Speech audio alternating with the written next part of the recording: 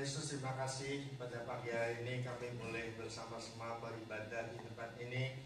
Kami ucapkan terima kasih. Kami sebentar lagi akan bersama-sama merenungkan sebagian dari firman-Mu. Oh, berkati firman-Mu, berkati hamba-Mu, berkati sidang jemaat, supaya kami semua boleh mengerti dengan jelas apa yang Kau firmankan pada pagi hari ini. Dengarkan doa kami dalam nama Tuhan Yesus, kami berdoa dan ucapkan terima kasih. Amin.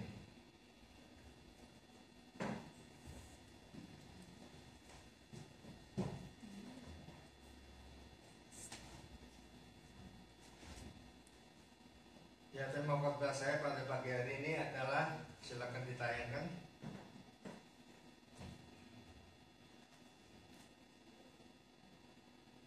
Mengapa orang Kristen menderita? Mengapa orang Kristen menderita? Kita akan membaca beberapa ayat Alkitab yang saya ambil dari 1 Petrus pasal 5 ayat 7 sampai ayatnya yang ke-11. 1 Petrus pasal 5 ayat 7 sampai ayatnya yang ke-11, demikian bunyinya. Serahkanlah segala kekhawatiranmu kepadanya, sebab Ia yang akan memelihara kamu. Sadarlah dan berjaga-jagalah, lawanmu si iblis berjalan keliling sama seperti singa yang mengaum-ngaum dan mencari orang yang dapat ditelannya. Lawanlah dia dengan iman yang teguh, sebab kamu tahu bahwa semua saudaramu di seluruh dunia menanggung penderitaan yang sama. Dan Allah sumber segala kasih karunia yang telah memanggil kamu dalam Kristus kepada kematiannya yang kekal akan melengkapi, meneguhkan, menguatkan, dan mengokohkan kamu sesudah kamu menderita seketika lamanya. Inilah yang mempunyai kuasa sampai selama-lamanya. Amin. Saudara-saudara sekalian, ada satu pepatah bahasa Mandarin ya, yang mungkin banyak orang yang sudah mengetahui bahwa pepatah itu mengatakan bahwa dunia ini merupakan lautan yang pahit, atau dunia ini merupakan lautan penderitaan. Buktinya apa? Buktinya ketika seorang bayi lahir, ya, itu dia begitu lahir dia pasti nangis. Gak pernah ada bayi yang lahir kemudian dia tertawa, pasti nangis. Kenapa? Karena seakan-akan dia merasakan bahwa dia akan hadir di dunia ini dan akan mengalami banyak penderitaan di dalam dunia ini. Nah, saudara-saudara sekalian, sekarang ini dunia sedang mengalami satu penderitaan, yaitu virus corona yang sudah melanda hampir seluruh negara di dunia ini. Nah, mereka yang menderita itu tidak luput dari orang Kristen, karena ada orang Kristen di dalamnya. Tetapi Tuhan Yesus berkata kepada kita bahwa di dalam dunia kamu menderita, tapi di dalam Aku kamu mendapatkan damai sejahtera. Nah, saudara-saudara, mengapa demikian? Kan Tuhan Yesus sudah mengalahkan dunia. Oleh sebab itu, penderitaan yang dunia berikan kepada kita bisa mengalahkannya, atau kita bisa menang bersandar dengan kuasa Tuhan Yesus. Jadi sebagai orang Kristen, kalau mengalami keadaan yang demikian, itu kita jangan tidak takut, karena Tuhan Yesus sudah mengatakan bahwa dunia akan memberikan penderitaan kepada kita, tapi Aku sudah mengalahkan dunia. Oleh sebab itu, kalau kita mengalami hal yang demikian, sekarang ini sudah banyak sekali kesulitan-kesulitan yang dihadapi oleh negara-negara, ya, tidak luput dari ekonomi setiap negara. Bahkan barusan ini Menteri Keuangan Indonesia mengatakan sudah nggak ada uang lagi. Indonesia mencari pinjaman di IMF yang dulunya sudah ditentang ya oleh banyak orang.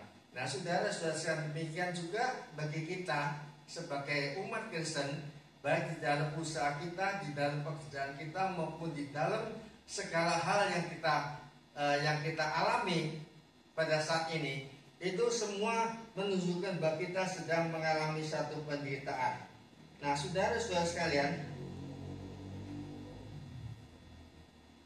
jikalau dikatakan bahwa dunia ini tidak akan bisa memberikan penderitaan yang kekal kepada kita, maka itu berarti semua penderitaan yang kita terima itu adalah berasal dari Tuhan. Nah, saudara-saudara sekalian, walaupun kita tahu bahwa penderitaan itu berasal dari Tuhan, karena kita tahu bahwa kalau Tuhan tidak mengizinkan, sehelai rambut kita pun tidak akan rontok.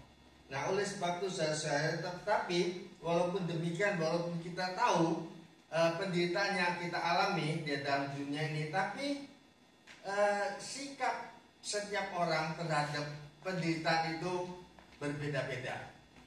Ada 3 sikap yang dinyatakan oleh umat Kristen. Yang pertama itu adalah mereka bersungut-sungut. Setelah bersungut-sungut kemudian meninggalkan Allah, dan akhirnya mereka gagal di dalam kehidupan kita. Sikap yang kedua itu mereka menahan sekuat tenaga mereka, tetapi akhirnya mereka tidak bisa menahan sampai akhirnya, dan mereka juga gagal. Terus yang ketiga itu mereka bisa menahan segala penderitaan itu sampai akhirnya, dan mereka telah senyum dengan gembira, senyum dengan penuh kemenangan. Nah, saudara-saudara sekalian, oleh sebab itu, kalau kita ingin menjadi seorang Kristen yang bisa menahan semua penderitaan ini sampai pada akhirnya, maka kita harus mengetahui mengapa orang Kristen itu menderita. Bukankah Tuhan Yesus mengatakan dunia memberikan kamu penderitaan, tapi aku memberikan kamu sentosa. Kalau kita sudah dikasih sentosa oleh Tuhan, kenapa orang Kristen itu masih menderita? Nah, di dalam Alkitab sedikitnya ada beberapa sebab kenapa orang Kristen itu menderita. Yang pertama itu adalah karena ujian daripada iman kita. Ya, ujian daripada iman kita. 1 Petrus pasal 1 ayat 5 sampai ayat yang ke-7, di sana dikatakan bahwa iman kita itu diuji seperti emas yang dibakar di atas api. Ya, makin dibakar emas ini makin murni. Nah, demikian juga iman kita makin diuji, maka iman kita itu makin murni. Allah seringkali menguji iman kita dengan penderitaan untuk mengetahui sampai di mana sebenarnya iman kita ini. Nah, saudara-saudara, apa yang akan Allah ketahui itu adalah supaya Allah tahu apakah iman kita itu bisa mengalahkan pengaruh-pengaruh daripada penderitaan. Ambil saja contoh Ayub. Ya, dia itu adalah orang yang sangat berbakti kepada Tuhan. Dia adalah orang yang cinta kepada Tuhan. Tapi satu kali Tuhan akan menguji imannya, dan Tuhan telah mengambil seluruh harta bendanya. Karena waktu itu harta benda seseorang tidak dihitung dari uang, tapi dihitung dari ternak. Nah, seluruh ternaknya itu mati. Bukan saja demikian, bahkan 10 anaknya itu semua juga meninggal dalam satu musibah ketika mereka mengadakan satu perjamuan. Kemudian bukan saja demikian, Ayub sendiri pun dia mendapatkan, atau Tuhan memberikan kepada dia satu luka yang sangat ganas sekali, gatal-gatal, digaruk pakai kuku itu masih tidak terasa nyamannya. Nah, akhirnya istrinya mengatakan, "Hai Ayub, sudahlah, matilah kamu dan tinggalkanlah Tuhan." Tapi apa yang Ayub katakan? Dia mengatakan kalau Allah berhak memberikan kepada kita, maka Allah juga berhak untuk mengambilnya kembali. Maka Ayub tetap bersandar pada Tuhan, dan dia tidak meninggalkan Tuhan walaupun dia mengalami penderitaan yang demikian besar. Hal yang kedua yang akan Allah berikan kepada kita mengenai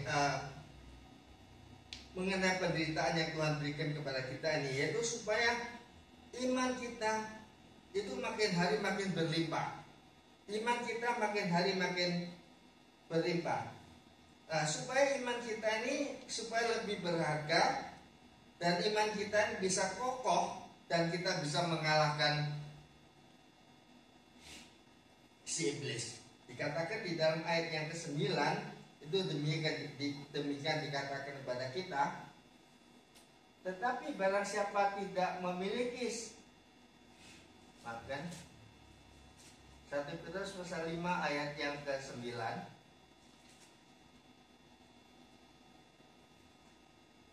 1 Petrus pasal 5 ayat yang ke-9.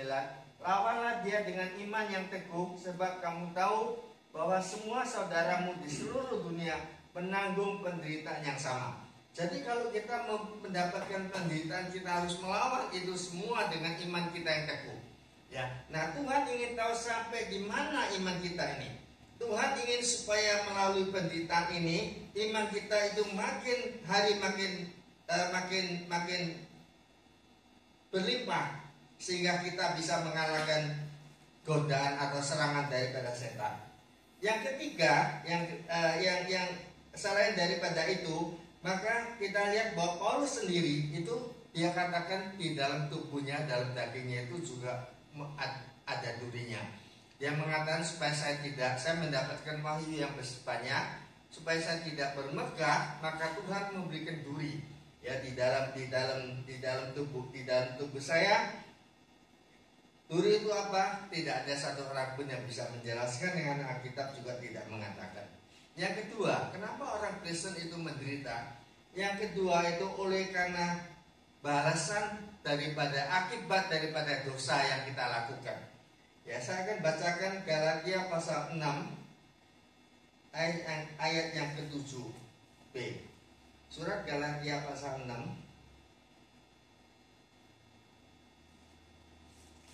Surat Galatia pasal 6 ayat yang ke-7b.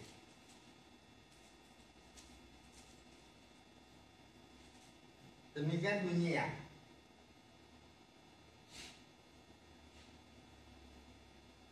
Karena apa yang ditabur orang itulah yang akan dituainya. Apa yang ditabur orang itulah yang akan dituainya. Ini adalah suatu hukum alam ya. Kalau kita menanam biji pepaya, itu nggak mungkin nanti kita menuai mangga. Kita harus tetap menuai pepaya.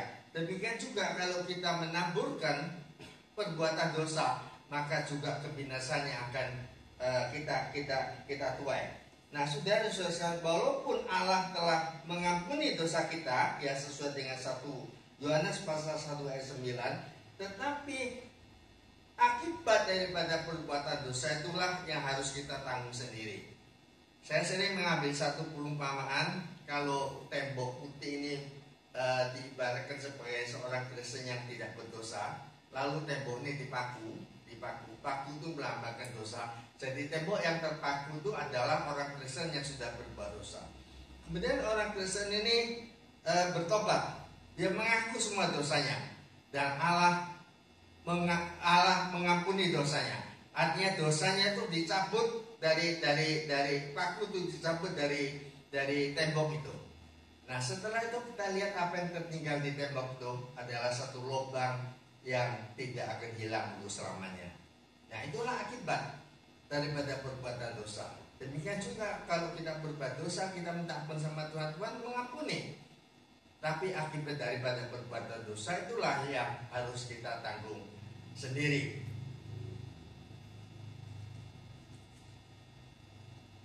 Kemudian yang ketiga itu adalah ganjaran daripada Allah Bapa.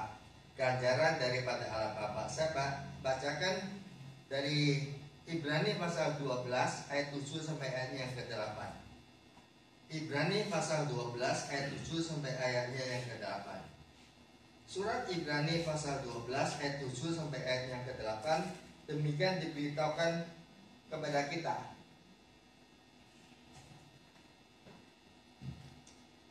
Jika kamu harus menanggung ganjaran, Allah memperlakukan kamu seperti anak. Di manakah terdapat anak yang tidak diganjar oleh ayahnya? Tetapi jikalau kamu bebas dari ganjaran yang harus diderita setiap orang, maka kamu bukanlah anak, tetapi anak-anak gampang. Anak gampang itu adalah anak haram ya. Nah, saudara-saudara sekalian, Allah itu mengajar kita. Kenapa Allah mengajar kita? Karena kita ini adalah dianggap sebagai anak Allah. Kalau kita tidak dianggap sebagai anak Allah, kita berbuat dosa berapapun, Allah tidak akan mengajar kita. Saya ambil satu contoh. Kalau seorang ayah punya seorang anak masih kecil. Lalu suatu kali dia mencuri spidol di sekolahnya, dan pulangnya sampai rumah dia bilang sama ayahnya, "Pak, saya punya spidol, Pak, bagus ya, warnanya merah nih, Pak."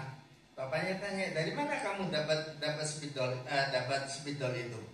"Oh, saya ambil dari tas teman saya." "Oh, nggak boleh ya, itu mencuri. Kamu nggak boleh melakukan lagi. Besok kamu kembalikan itu ke teman kamu." Tapi hari kedua, bukan saja anak ini tidak mengembalikan spidolnya kepada temannya, bahkan dia mengambil spidol yang lain. Dan dia bilang sama ayahnya, "Pak, saya punya spidol lagi, Pak. Kali ini warnanya hitam. Bagus ya, Pak?" Nah, sampai saat ini ayahnya pasti marah. Karena kemarin sudah dikasih tahu, kamu itu mencuri, kamu tidak boleh berbuat demikian. Kembalikan spidol itu. Tapi dia tidak saja tidak mengembalikan, bahkan dia mencuri untuk spidol yang kedua. Maka saat ini ayahnya harus memukul anak ini. Supaya apa? Supaya anak ini bisa betul-betul bertobat. Ya, kenapa? Karena dia menganggap ini adalah anaknya. Jadi dipukul supaya anak ini tahu bahwa itu adalah perbuatan salah. Nah, saudara-saudara sekalian, tapi kalau anak itu bukan anaknya dari ayahnya, tapi anak tetangga, ayahnya tidak ambil pusing. Mau ngomong, "Om, saya hari ini punya spidol warna merah, Om. Bagus ya." Paling orang itu mengatakan, "Oh, itu nggak boleh, itu mencuri, besok kembalikan." Tapi kalau besok dia tidak saja tidak mengembalikan, dia malah curi lagi satu dan lapor sama tetangganya, tetangganya itu, maka tetangganya itu tidak akan peduli kan anak itu, karena itu bukan anaknya.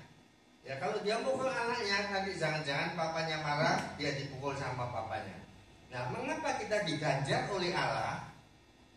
Karena kita dianggap adalah anak-anak Allah.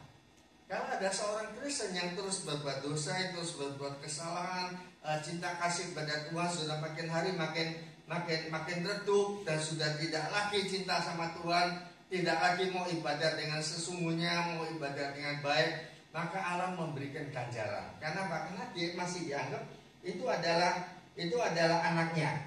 Nah, saudara-saudara sekalian, di dalam kita berbuat dosa, itu cinta kasih kita itu makin hari pasti makin melemah ya, makin hari makin kecil. Nah, saudara-saudara sekalian, oleh sebab itu, kalau kita berbuat satu kesalahan seperti yang saya katakan itu, tidak mau lagi ibadah, tidak mau lagi melayani pekerjaan Tuhan, Tuhan akan mengejar kita.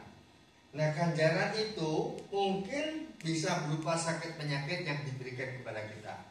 Kalau kita sudah sakit di ranjang, tidur, gak ada kerjaan, mau gak mau memikirkan diri sendiri. Dia pikirkan bukan saja pekerjaan usahanya, tapi dia juga pikirkan hubungannya dengan Tuhan. Maka setelah dia pikirkan dan dia mengetahui bahwa dia selama ini itu dia sudah jauh dari Tuhan, maka dia bisa bertobat, mulai lagi untuk mencintai Tuhan. Kadang-kadang juga Tuhan memukul kita di dalam pekerjaan kita, dalam usaha kita, dalam hal yang lainnya yang dalam kehidupan kita.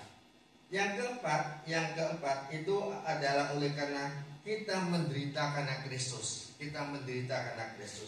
Saya akan bacakan 1 Petrus pasal 2 ayatnya yang ke-20. 1 Petrus pasal 2. Surat 1 Petrus pasal 2. 1 Petrus pasal 2 ayatnya yang ke-20, demikian diberitahukan kepada kita. Sebab dapatkah disebut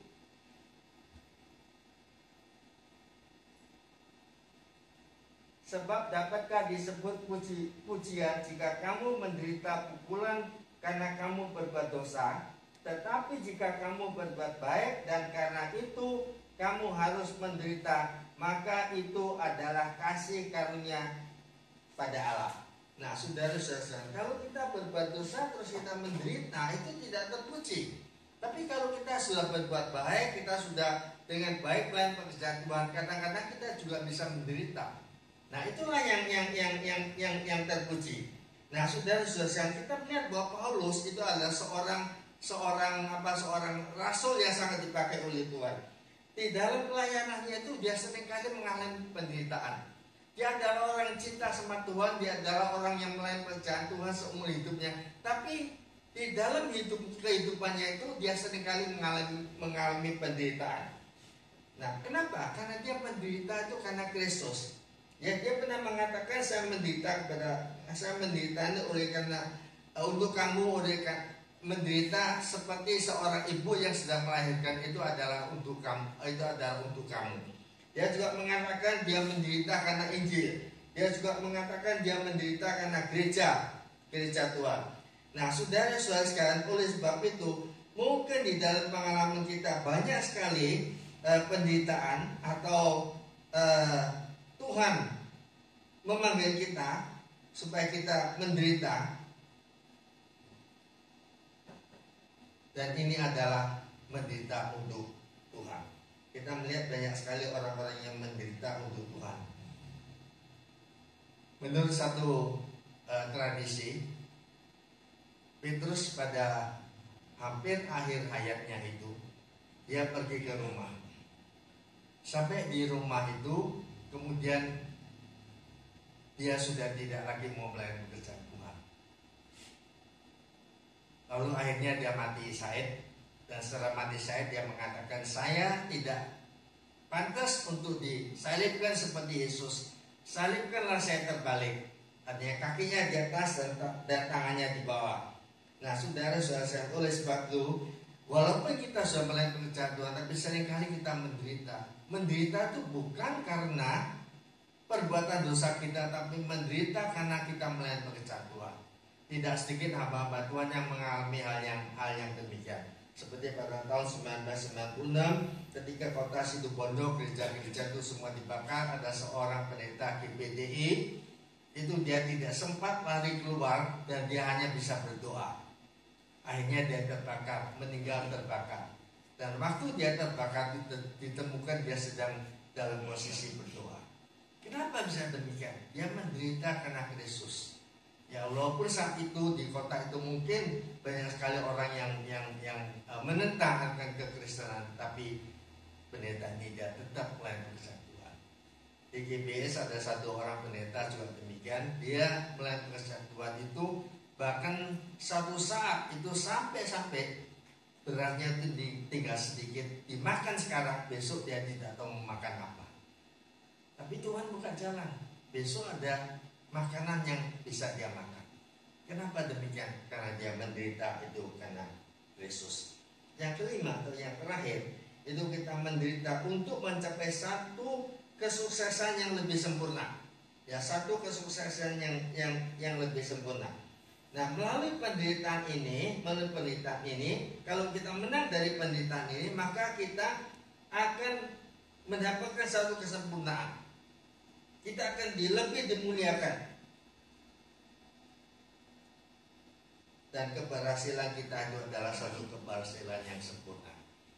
Ya, kalau ada katakanlah pemuda atau orang masih muda itu dia pengusaha yang cukup besar usahanya, itu ada dua sumber mengapa dia bisa demikian. Yang pertama itu oleh karena warisan dari orang tuanya, atau dikatakan dia meneruskan usaha orang tuanya. Yang kedua itu dia berjuang sendiri dari nol terus sampai dia bisa mencapai satu kesuksesan. Nah, kalau dia mewarisi orang tuanya, mewarisi usaha orang tuanya, dia bisa sukses, itu tidak heran. Tapi seringkali orang yang demikian, yang pernah saya lihat dulu sebelum saya sekolah kita, saya melihat banyak sekali orang yang demikian itu usahanya makin lama makin sulit, makin lama makin sedikit, bahkan akhirnya tokonya tutup. Ya, ketika itu saya kerja di Papian, jadi satu toko pecah belah, dan ada satu toko pecah belah di dekat sana itu dimiliki oleh beberapa anak muda yang kongsi ya, yang andil di sana. Nah, tapi anak muda ini karena itu adalah warisan dari usaha daripada orang tuanya, maka dia tidak memperdulikan semuanya itu. Dia berfoya-foya, pakai uang tidak terkendali semaunya, dan akhirnya makin hari makin sulit. Ya, tapi sebaliknya kalau kita mulai dari nol, terus kita bisa sampai satu kesuksesan, itu adalah satu kesuksesan yang sempurna. Beda dengan yang mewarisi usaha orang tuanya. Suksesnya itu bukan sempurna, tapi karena ada modal dari orang tuanya. Nah sebaliknya, kalau dari nol, itu adalah satu kesuksesan yang sempurna. Oleh sebab itu, Tuhan memberikan penderitaan kepada kita di dalam pekerjaan usaha kita. Itu adalah supaya kita bisa mencapai satu kesuksesan yang sempurna. Nah, saudara-saudara, selain daripada 5 poin itu, tentunya masih banyak sebab lagi kenapa orang Kristen menderita. Karena Rasul Petrus sudah mengatakan, saudaramu di seluruh dunia juga menderita seperti kamu. Ya, nah kita tidak tahu apa sebabnya, tapi kita tahu sedikitnya ada 5 sebab itu. Saya tidak tahu apakah sekarang saudara sedang mengalami satu penderitaan, saudara sekarang sedang mengalami satu kesulitan di dalam kehidupan saudara. Saudara boleh merenungkan diri sendiri, saudara boleh introspeksi diri sendiri. Apa sebabnya saudara bisa mencapai hal yang demikian? Sering sakit dan lain sebagainya.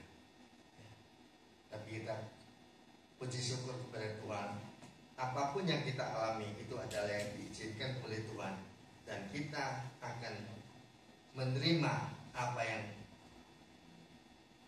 Tuhan selesaikan untuk kita.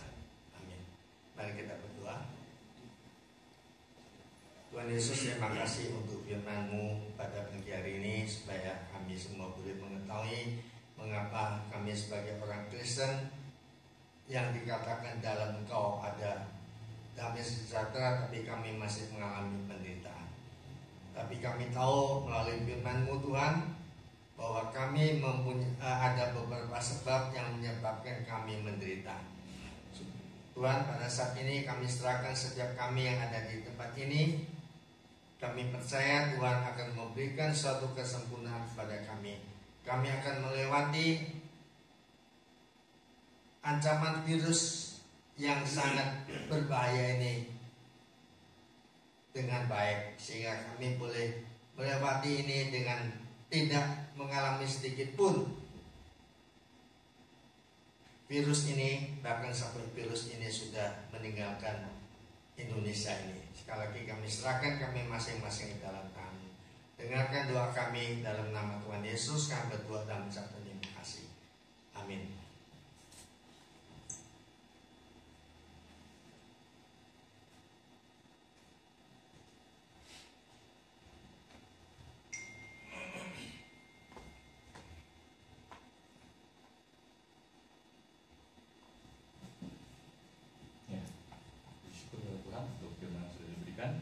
Kita akan menjalankan persembahan. Yang akan sebuah pujian adalah sukacita di hatiku.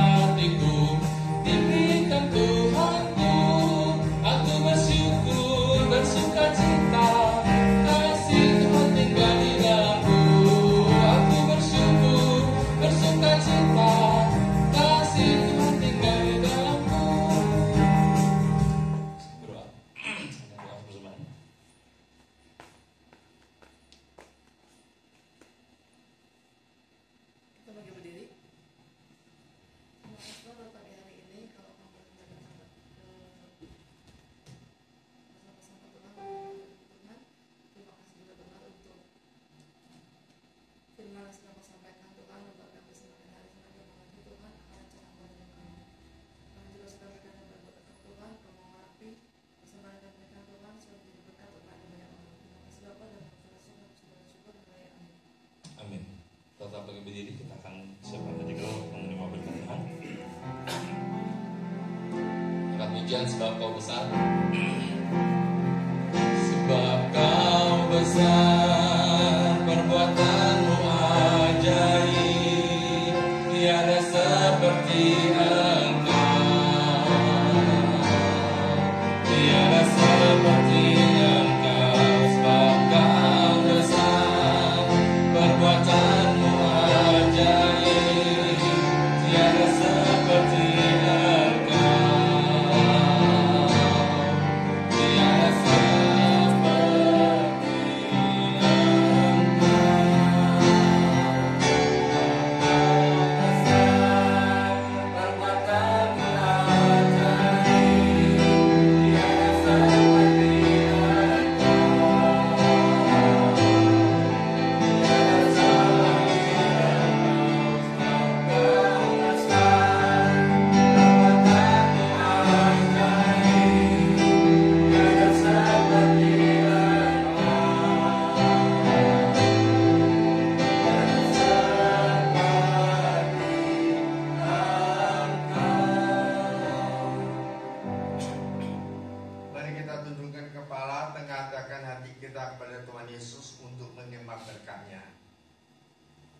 Damai sejahtera yang melebihi segala akal manusia, memeliharakan hati dan pikiran saudara-saudara sekalian di dalam Yesus Kristus. Mulai dari saat ini sampai Maranatha Tuhan Yesus datang kembali, bahkan sampai selama-lamanya. Amin.